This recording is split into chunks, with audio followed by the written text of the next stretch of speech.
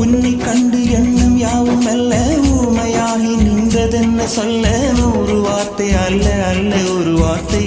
புரியாதா எந்த வார்த்தை சொல்லவில்லையோ நீ அந்த வார்த்தை எந்த கண்களால் நான் 100 ஜாடையில் சொன்னேன்னு தெரியாதா புரியாதா